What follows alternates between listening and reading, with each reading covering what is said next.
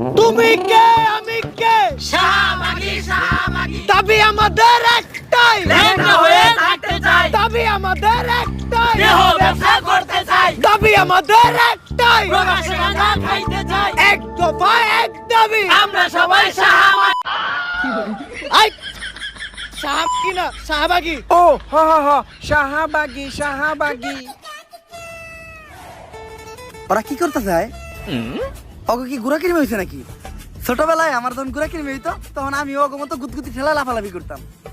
গুড়া কিরমি হইলে এই আঙ্গুলটা পিছন দিয়ে বইরা দিয়া নাড়ানাড়ি করলে কি যে মজা লাগে। ওরা চাইলে তো এটাও ট্রাই করতে পারে। স্যার আমরা লাইভে আছি। এটা আগে কবি না? দর্শক, আমি রিপোর্টার ঝটকা ফুটকা টিভি থেকে। আর এখন আমরা সরাসরি আছি শাহবাগে। আর আপনারা দেখতেই পাচ্ছেন শাহবাগীদের তাণ্ডবে শাহবাগ পুরাই উত্তাল, তাতে আমাদের ছেড়ে যায় নাই কোনো।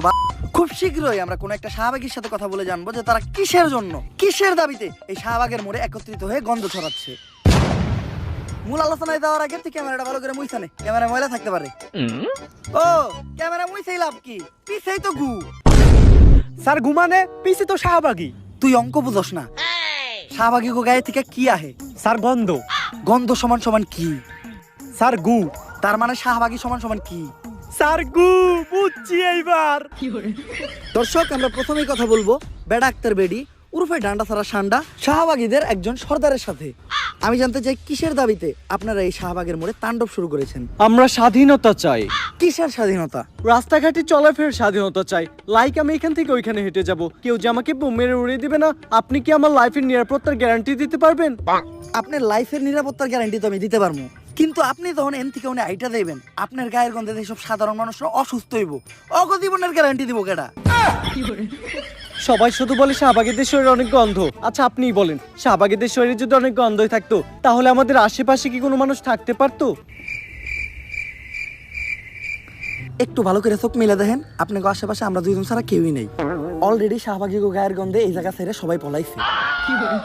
কই আপনি তো গন্ধ পাচ্ছেন না? নাকের ভিতরে 1 কেজি তুলা ঢুকাইছি, তাও গন্ধের ঠেলায় টিকতে পারতাছি না। কিন্তু আপনার ক্যামেরাম্যান তো ঠিকই আছে। স্যার অবস্থা খুবই খারাপ, 5 বার বমি করে লাইছি, তাড়াতাড়ি এন থেকে চলেন।